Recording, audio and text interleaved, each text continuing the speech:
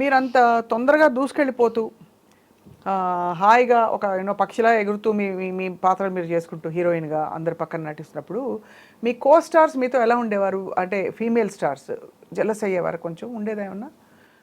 Because ఒక చూస్తే ఒక యాక్టింగ్ ఉంటుందండి, ఓరియంటెడ్ ఎందుకు క్యారెక్టర్స్ ఉండదు? ఇప్పుడు ఏమైపోతుంది అని అంటే, I was upcoming artist, so I'm young girl.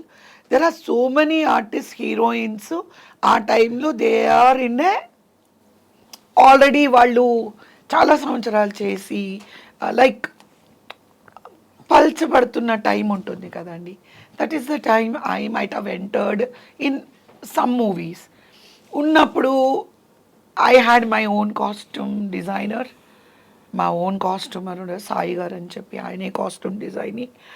So ఇలా మలయాళంలో కూడా నేను ఇప్పుడు మంజుల గారు లేరు కాబట్టి మనం ఆవిడ గురించి అంతా మాట్లాడకూడదు. వాళ్ళు మేము ఒక రివాల్వర్ రాణి అని చెప్పి ఒక మూవీ చేసినప్పుడు I'm the only junior artist. Junior అంటే young girl, they are all very senior most. అవును. వాళ్ళు ముగ్గురు ప్లస్ నేను అనమాట. సో వాళ్ళు ఒక అవుట్ఫిట్ ఎలా ఇచ్చారు అని అంటే, వాళ్ళు డిజైన్ చేశారు. ఏంటి ఇంతవరకు లైక్ కనిపించకూడదు, ఊరికే లోపల ఒక చిన్న షార్ట్ ప్యాంట్ లాగా, పైన ఓన్లీ జుబ్బా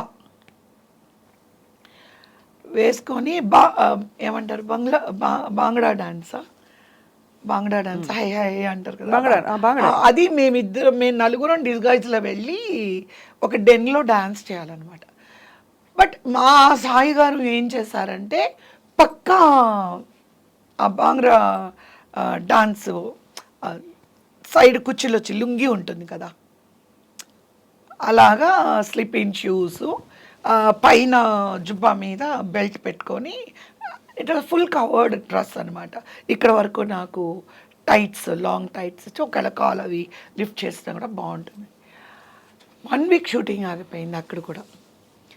మేము ముగ్గురం ఎలా వేసుకున్నాము, so I don't bring names. So Kavitha మాత్రం అలా వేసుకుంది, మాకు మార్చండి లేదా కవితకు మార్చండి అంటే, then the director was telling మలయాళంలో ఇట్లాంటి బట్టలన్నీ వేసుకోవాలి, మీకు లేదంటే మా మదర్ చెప్పారు, వద్దు మీ అడ్వాన్స్ తీపి పంపించేస్తాము, వి విల్ గో బ్యాక్. ఇదే మీరు స్విమ్మింగ్ పూల్లో స్విమ్మింగ్ డ్రెస్ అంటే నేను ఒప్పుకుంటాను, ఇట్స్ ఓకే. అక్కడికి వెళ్ళి నేను లుంగి కట్టుకుని వస్తానంటే, మా మదరు ఆవిడంతా విలేజర్ అయినా కూడా మా అమ్మాయి స్విమ్మింగ్ కాస్ట్యూమ్ కూడా వేసుకుంది. ఒక బాంగ్లా డాన్స్ అంటే ఎట్లా అవుట్ఫిట్ మీరు అదే కదా వేయాలి, మీరు కింద లుంగి తీసి ఉట్టి జుబ్బా వేసుకొని మీరు డాన్స్ చేయమంటున్నారు, చెయ్యము, మేము వెళ్ళిపోతామని అన్నీ ప్యాక్ చేసుకున్నారు. మరి ఏమనుకున్నారో ప్రొడ్యూసరు, ఇట్స్ ఓకే అని చెప్పేసి నేను మాత్రం అదే కాస్ట్యూమ్లో చేస్తే, బట్ ఆ ముగ్గురు ఆర్టిస్టులు హోల్ షెడ్యూల్ నాతో మాట్లాడలేదు. ఐ డోంట్ హ్యావ్ మంజుల గారు, జయకుమారి,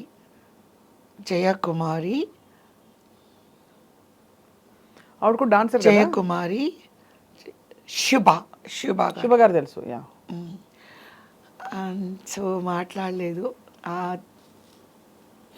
సో అలాంటివన్నీ సరే బోల్డ్ అయి ఉంటాయి, ఇది ఒకటే అన్ని సినిమాలు చేసినప్పుడు. నేను తిరుపతిలో ఒకరోజు షూటింగ్ చేస్తుంటే కూడా నేను మోడర్న్ డ్రెస్ వేసుకున్నాను అని ఒక హీరోయిన్ ఆ క్యారెక్టర్కి నేను సారీ కట్టుకోను, నేను కూడా అలాంటి లేదమ్మా నీ క్యారెక్టర్కి ఇదే కట్టుకోవాలి, తన క్యారెక్టర్ కదంటే కూడా అప్పుడు కూడా చాలా కాంట్రవర్షియల్. నాకేమో తెలీదు, డైరెక్టర్ ఏ డ్రెస్ ఇస్తే వేసుకొని వెళ్ళిపోతాను నేను. నాకు పక్క వాళ్ళు ఎవరు ఏం వేసుకున్నారో నా లైఫ్లో నేను ఎప్పుడూ అడగలేదు.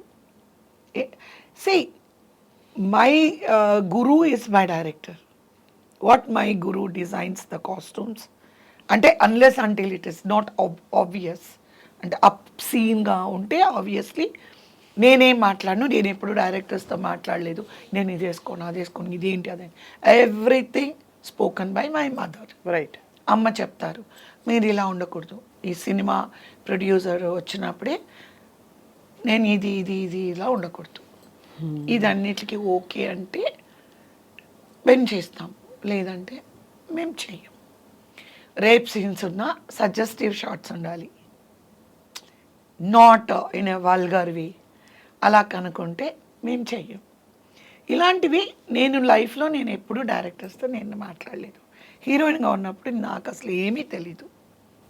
అమ్ముంటారు, కవి ఈ డ్రెస్సు, ఇవాళ ఈ కూరగాయలు అమ్ముకునేది, ఇవాళ నువ్వు రాణి గెటప్, లేదా ఇవాళ స్టూడెంటు, ఇవాళ రాణి రుద్రమదేవి గెటప్, ఏం అమ్మని కూర్చుంటాను, వాళ్ళు రెడీ చేస్తారు, వెళ్తాను, చేస్తాను.